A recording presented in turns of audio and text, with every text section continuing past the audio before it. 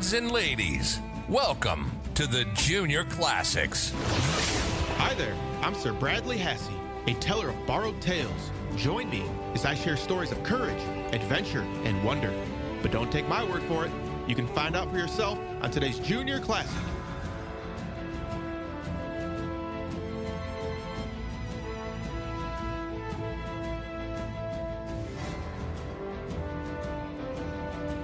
Welcome, Junior Scholars. I am Sir Bradley Hassey. So glad you're joining us. If this is the first time you are listening, thank you for being here. Our mission is to safeguard the wisdom in the classics before it is lost forever, and inspire families with a love of good reading and a lasting interest in Western history, literature, and scholarship. Now, on to the show.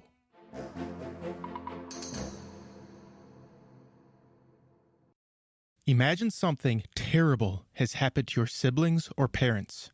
You are the only one that can save them. But the only way to help them is to give up a personal freedom that will bring harm to you for several years.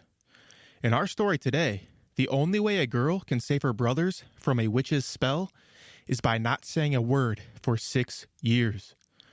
And because she cannot speak, she is unable to defend herself from harm. Do you think that you could do that in order to save a family member in need? The heroine in our story understood the loyalty and duty that bound her to her brothers, and she was willing to make a great sacrifice that saved her brothers. Because she was so unselfish, she is described in the story as pious, which comes from the word piety, which is our lost and found word today. Piety is an idea that has been abandoned, and its value and meaning forgotten. If you were to go out and ask a friend or adult, what is piety? If you get an answer at all, they will probably say it's something about religion. There is a very useful image that describes piety that was minted on old Roman coins. On the coin was a picture of a warrior carrying an elderly man on his back. This picture is from a story older than Roman times. It is from a scene in the Trojan War. As the story goes, the city of Troy had been under attack for many days. The battle was lost, and the city was doomed. Aeneas, the warrior on the Roman coin, had returned to the city to rescue his family. His father, however, was unable to walk, and told Aeneas to leave him to die. Aeneas saved his father by carrying him on his back out of the burning city, along with his son. This heroic scene is not what people imagine when they think about piety. A better way to describe piety is understanding your duty, not only to God, but also to your family and community. As you listen to the story today, think about our heroine's mindful duty to her brothers and the sacrifices she was willing to endure in order to rescue them.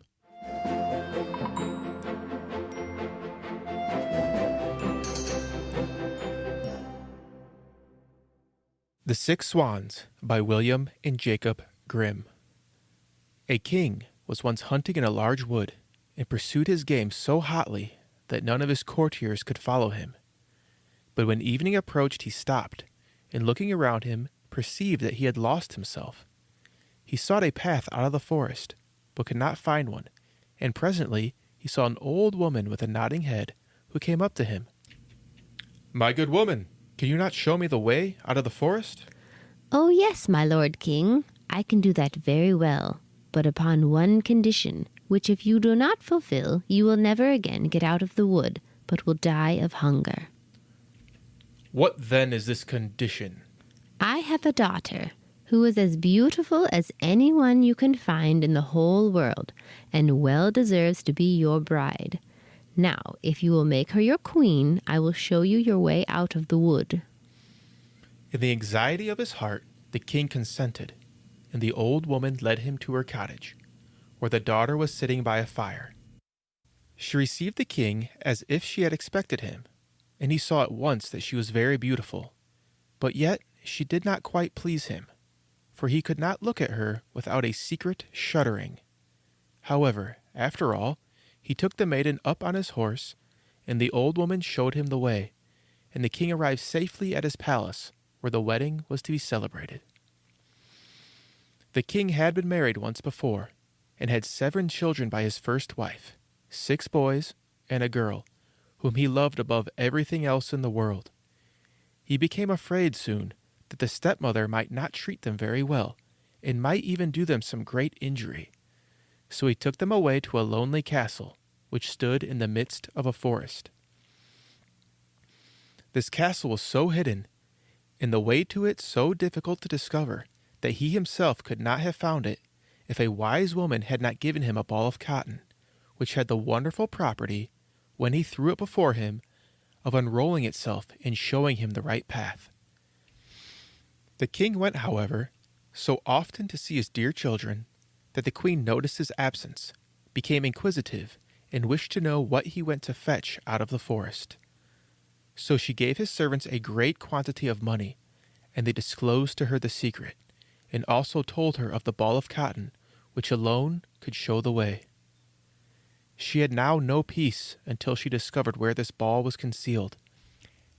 And then she made some fine silken shirts, and, as she had learned of her mother, she sewed within each one a charm. One day soon after, when the king was gone out hunting, she took the little shirts and went into the forest, and the cotton showed her the path. The children, seeing someone coming in the distance, thought it was their dear father, and ran out toward her full of joy. Then she threw over each of them a shirt, which as it touched their bodies changed them into swans, which flew away over the forest. The queen then went home quite contented, and thought she was free of her stepchildren. But the little girl had not met her with the brothers, and the queen did not know of her. The following day, the king went to visit his children, but he found only the maiden. "Where are your brothers?"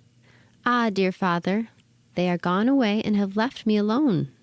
And she told him how she had looked out of the window and seen them changed into swans, which had flown over the forest.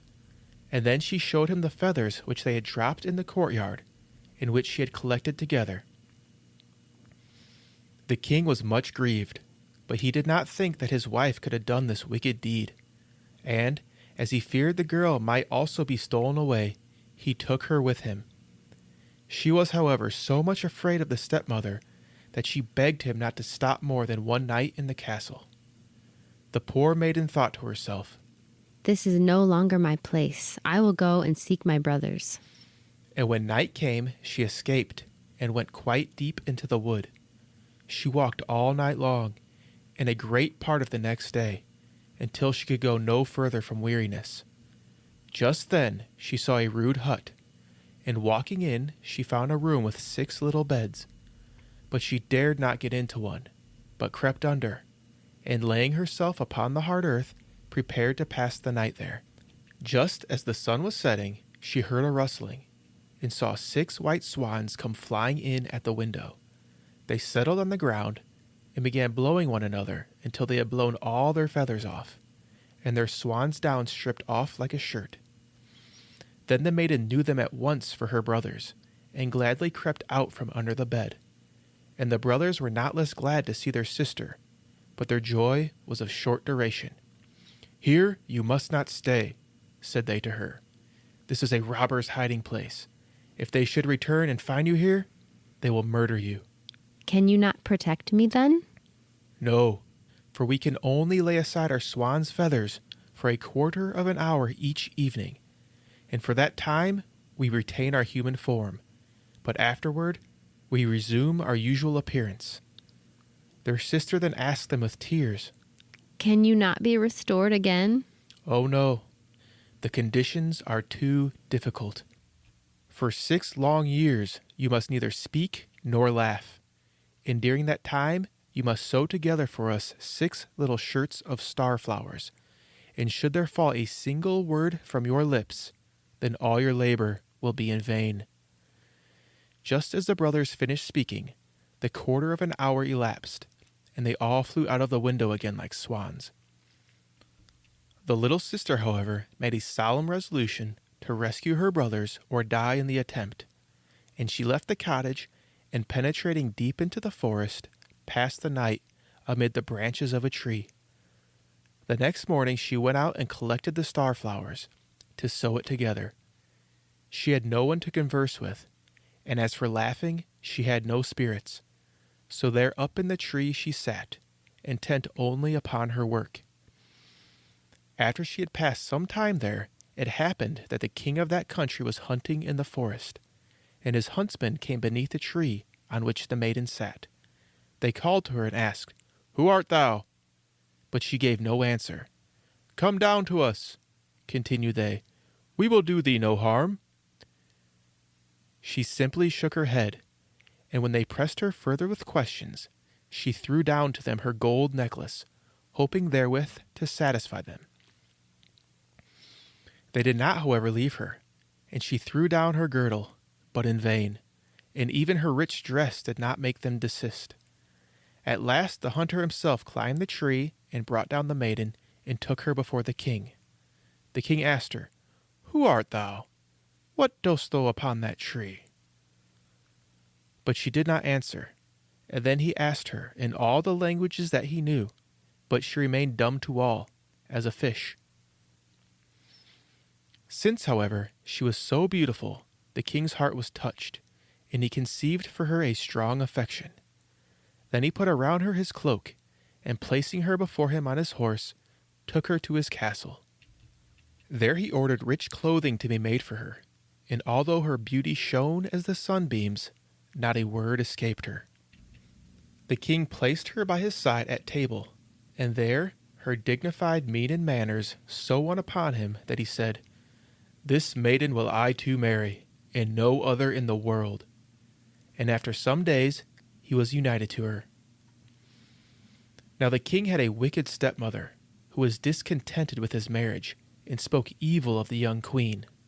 Who knows when the wench comes? She who cannot speak is not worthy of a king. A year after, when the queen brought her firstborn son into the world, the old woman took him away. Then she went to the king and complained that the queen was a murderess. The king, however, would not believe it, and suffered no one to do any injury to his wife, who sat composedly sewing at her shirts and paying attention to nothing else. When a second child was born, the false stepmother used the same deceit, but the king again would not listen to her words, but said, "She is too pious and good to act so. Could she but speak and defend herself, her innocence would come to light." But when again the third time the old woman stole away the child, and then accused the queen, who answered her not a word to the accusation, the king was obliged to give her up to be tried, and she was condemned to suffer death by fire. When the time had elapsed, and the sentence was to be carried out, during which she had neither spoken nor laughed, it was the very day when her dear brothers should be made free. The 6 shirts were also ready, all but the last, which yet wanted the left sleeve. As she was led to the scaffold, she placed the shirts upon her arm, and just as she had mounted it, and the fire was about to be kindled, she looked round, and saw 6 swans come flying through the air.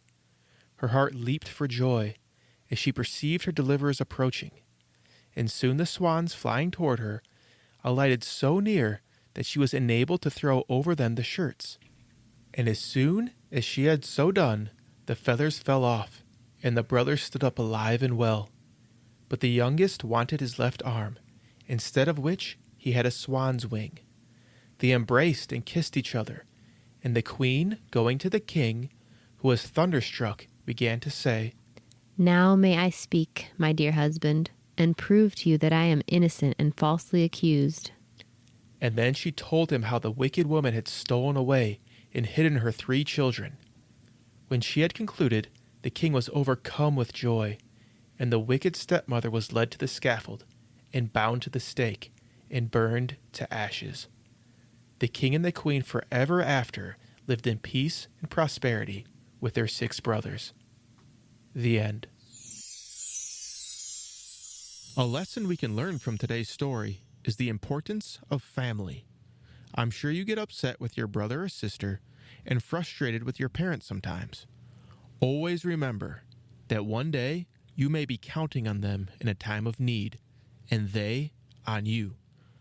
One of the things I say at the end of every show is be loyal. Well, who should you be loyal to? Start with your family. Remember piety. You are bound to be dutiful to your family and they to you. I am Sir Bradley Hassey. Be brave, be loyal, and speak the truth.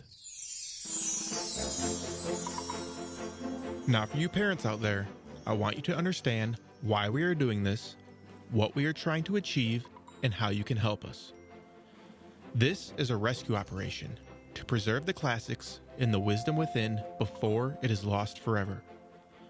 Our goal is to inspire children with a love of good reading by safeguarding and breathing new life into the greatest stories in history, and empower you, the parents, with a resource you can trust to enrich your child's mind and spirit. We don't want these stories and the wisdom within to be forgotten, so our children don't have to learn these lessons on their own. The most important thing you can do for us is to spread the message and tell others about these stories and what we are doing. If you want to donate, we would love that as well. My promise is that 100% of donations will go to building the impact and quality of the Junior Classics. If you have feedback and thoughts on how we can do things better, please send an email to thejuniorclassics@gmail.com. Thank you for listening.